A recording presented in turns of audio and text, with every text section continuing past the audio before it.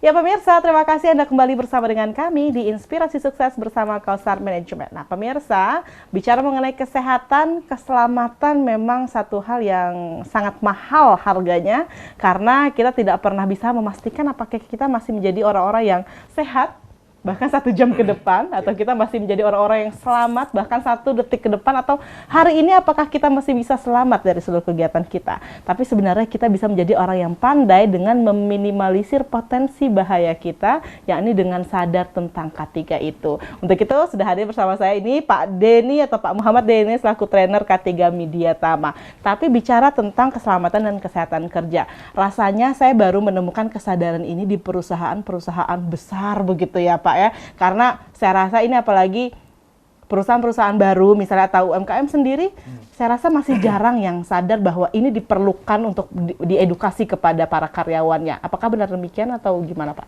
Ya betul sekali Mbak Irma. Jadi kalau kita melihat K3 ini, orang lebih mengarahnya melihat wah ini K3 ini harus dilaksanakan di perusahaan yang besar. Padahal perusahaan kecil pun itu juga wajib melaksanakan K3. Contoh gini, seorang entrepreneur UKM misalkan dia jualan makanan gitu ya, ada bahan kimia yang mereka gunakan sebenarnya itu berbahaya tapi tidak berbahaya gitu loh. Maksudnya gimana? Contoh gini, misalkan kita menggunakan cuka makan, ya, cuko gitu ya, cuka makan.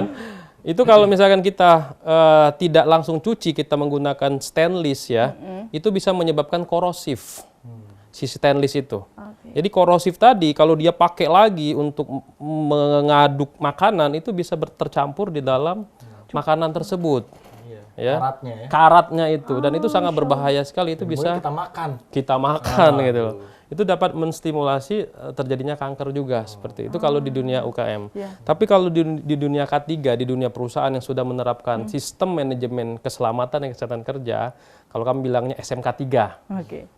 Berdasarkan peraturan pemerintah nomor 50 tahun 2012, itu kita menjalankan sebuah sistem yang mana ada potensi-potensi bahaya kita identifikasi terlebih dahulu. Nah, potensi bahaya ini kalau di sebuah perusahaan biasanya terbagi menjadi 2. Ada yang namanya safety hazard, ada yang namanya health hazard atau bahaya keselamatan dan bahaya kesehatan. Kalau misalkan kita ngomong soal safety hazard, itu ada bahaya kinetik, bahaya elektrik, bahaya tekanan. Ya, kalau kita ngomongin bahaya kesehatan, itu ada bahaya fisika, kimia, biologi, ergonomi, dan psikologi. Apa sih itu? Iya, nah, kita bahas nih ya.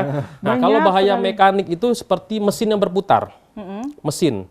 Kalau di dunia industri kan banyak sekali mesin, seperti mesin genset, mesin apa itu ya, itu berbahaya sekali, bisa terjepit, terpotong, dan lain-lain.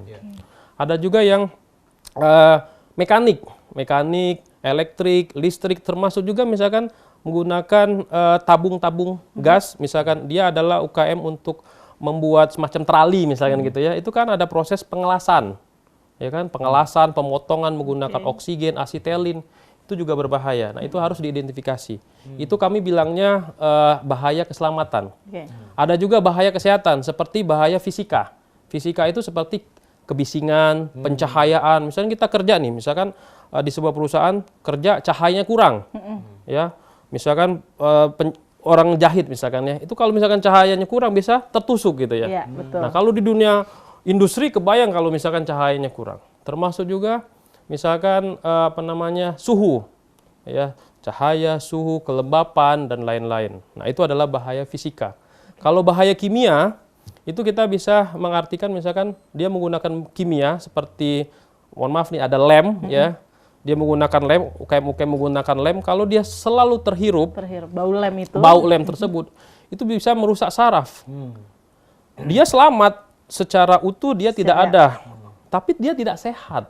Itu jangka panjang begitu jangka panjang. Nah itu kami mengartikannya adalah penyakit akibat kerja. Ada lagi bahaya psikologi. Bahaya psikologi itu misalkan kerjanya melebihi jam kerja. Ada yang namanya faktor fatigue. Kelelahan. Jadi orang kalau sudah lelah itu nggak konsen. Betul. Sama kalau kita pakai mobil ya, nyetir ya, kalau kita udah kecapean udah nggak konsen, lelah, ngantuk. Itu juga penyumbang kecelakaan kerja. Ada juga bahaya ergonomi. Kita ngangkat. Nah, ini Kang Edvan ya. Itu kalau kita ngangkat barang secara langsung itu tidak boleh melebihi 20 kilo. Aduh, kayaknya banyak yang melanggar kalau ini. Iya. Nah, berdasarkan ILO, International Labour Organization, organisasi buruh sedunia, kalau kita selalu mengangkat lebih dari 20 kilo, ada penyakit akibat kerja yang ada di sana. Apa itu? Hernia. Itu bahaya sekali, Kang Irfan, untuk laki-laki ya, hernia ya. Bahaya itu. Iya, bahaya sekali itu ya. Terancam ya. Iya, betul. Itu sebenarnya secara tidak langsung ada bahaya yang minimal keselio lah orang kena seperti itu. Tapi para industri yang kecil itu nggak tahu itu adalah bahaya. Bahkan gitu. jangan industri kecil, tim training saya aja pernah dulu tahun 2009 buntung tangannya, angkat sound system aja. Angkat sound system pas dimasukin ke box sound system, pemirsa. Jadi jarinya nyangkut. Iya. Pas diangkat hilang satu Allahumma jari. sholli ala Muhammad. Sepele padahal ya. Iya. Iya. Kita bingung kan pertolongan pertamanya pun Iya. kayak gimana gitu. Ada satu lagi bahaya biologis. Pengalaman Biologis itu adalah virus. Ya, virus misalkan kita kena flu aja. Itu kalau kita kerja dalam sebuah ruangan tertutup, kita tersebar semua. Ada yang namanya bakteri, ya kan, virus, bakteri, apalagi dan lain-lain. Termasuk tikus, ya kan. Di industri makanan kalau tidak hygiene, kan pernah kita lihat di Facebook ya ada tikus berkeliaran, itu bahaya sekali. Itu namanya bahaya kesehatan kalau kami mengartikannya. Nah, seperti itu, Mbak Ini Irma. melihat ada banyak sekali bahaya sebenarnya dalam segala kegiatan kita, bahkan saat kita bekerja, pemirsa. Tapi yang membuat saya tertarik adalah ini adalah bahaya kebanyakan baru disadari dan baru muncul dalam jangka waktu panjang. Atau bahkan ketika mereka sudah pensiun, begitu ya. Iya. Artinya, apakah sampai dengan saat ini adakah jaminan bagi para pekerja usai mereka bekerja? Misalnya, saya tahu bahwa setiap orang yang bekerja pasti memiliki nilai asuransi atau dijamin oleh perusahaan. Tapi jika mereka sudah keluar, adakah jaminan tersebut dari sebuah perusahaan? Atau sebaiknya bagaimana menurut Pak Dedi? Ya, jadi gini, kalau untuk jaminan di pemerintah itu ada yang namanya BPJS Ketenagakerjaan. Itu lebih fokus untuk menjamin bagi tenaga kerjanya agar kalau ada bahaya kecelakaan dia ada semacam santunan seperti itu. Tapi ada juga BPJS Kesehatan. Itu juga menjamin yang penyakit-penyakit akibat kerja. Misalkan dia bekerja di area kebisingan setelah 5 tahun, 10 tahun ternyata fungsi pendengarannya berkurang. Ya kan? Itu ada juga jaminan dari pemerintah untuk agar perusahaan ikut BPJS Kesehatan sehingga ketika ada penyakit tersebut bisa dibantu untuk proses rehabilitasi. Tapi kalau udah kena PAK, penyakit akibat kerja, itu tidak bisa disembuhkan, Mbak Irma. Seperti orang berkurangnya fungsi pendengaran, itu nggak bisa disembuhkan. Kita hanya melakukan rehabilitasi saja dan memberikan alat bantu. Orang misalkan tiap hari berkutit dengan hal-hal yang berdebu, ya kan? Dia terhirup terus debu. Itu ada penyakit akibat kerjanya ISPA. Ya, itu juga sulit sekali untuk menyembuhkannya. Nah, seperti itu Mbak Irma. Jadi sebenarnya jaminan sudah ada, tapi tetap saja itu tidak bisa kembali seperti semula. Betul, gitu jaminan ya. hanya membantu saja. Membantu saja, tapi perusahaan juga sudah ada kebijakan tersebut ya. Betul Pemerintah sekali. juga sudah menyarankan untuk memberikan jaminan kepada para pekerja. Tapi pemirsa, apakah kamu ingin menjadi pekerja yang merasakan sakit akibat kerja? Pasti kita nggak mau, karena kita kerja untuk bahagia kan, Kang Irfan ya. Artinya lebih baik mencegah daripada mengobati. Betul. Kalau kita berbicara takdir, keselamatan dan kesehatan itu ya kita tidak akan pernah tahu kan, dan itu rahasia Allah. Tapi kita sebagai umat Islam diwajibkan untuk berhati-hati.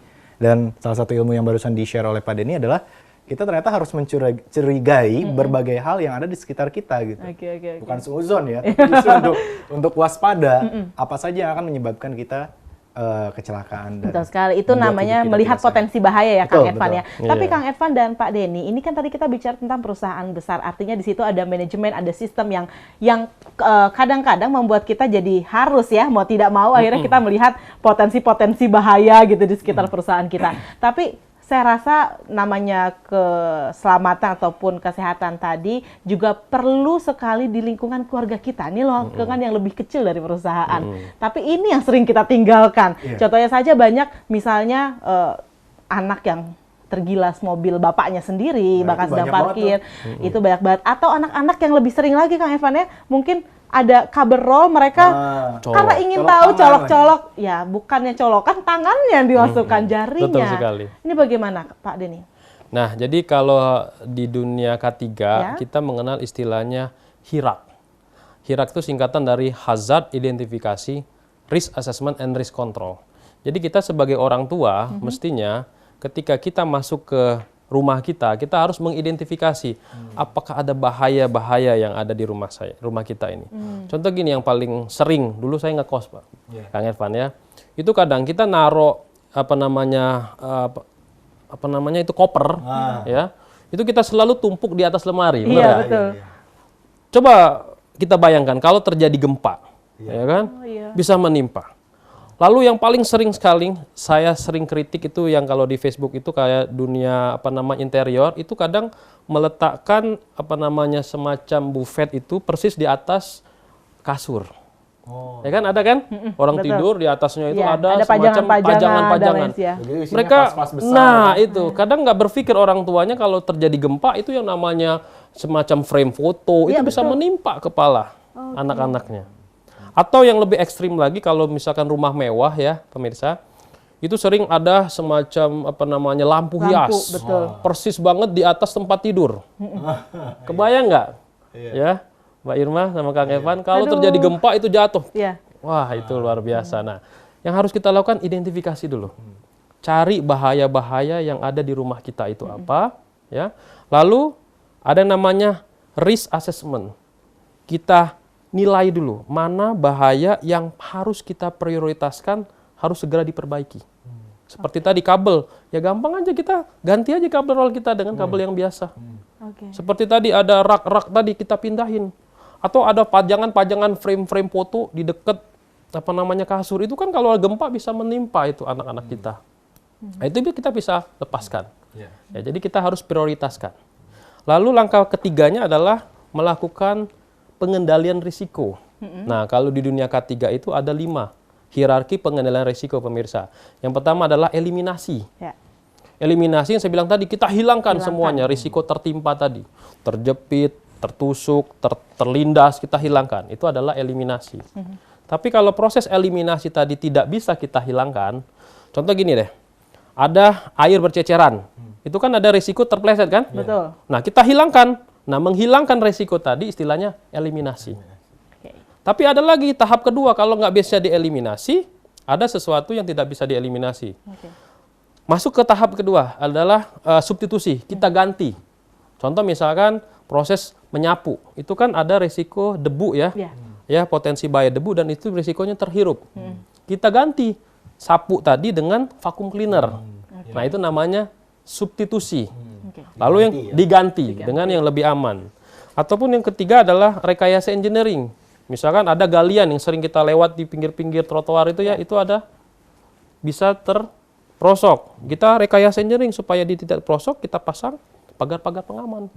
Lalu berikutnya administrasi. Administrasi kita lakukan yang namanya job safety analysis, work permit, izin kerja, ataupun kita masukkan kompetensi-kompetensi khusus di bidang itu. Yang terakhir adalah penggunaan APD. APD itu adalah alat pelindung diri seperti menggunakan helm, sepatu, dan lain sebagainya. Dan itu adalah cara untuk mengatasi terjadinya kecelakaan kerja. Pencegahan lebih baik. Pencegahan. Betul sekali kalau pencegahan itu memang jauh lebih baik daripada kita harus mengobati, ya kan pemirsa? Bisa terbayangkan kalau kita harus mengobati atau kita harus mengganti sesuatu yang hilang.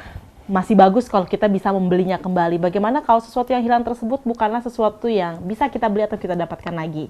Nah, sebenarnya menjadi pertanyaan selanjutnya adalah siapa yang bertanggung jawab atas pelaksanaan K3 ini? Usai jeda berikut akan dijawab oleh Pak Denny pastinya. Tapi tetaplah bersama kami pemirsa di Inspirasi Sukses bersama Kausar Management.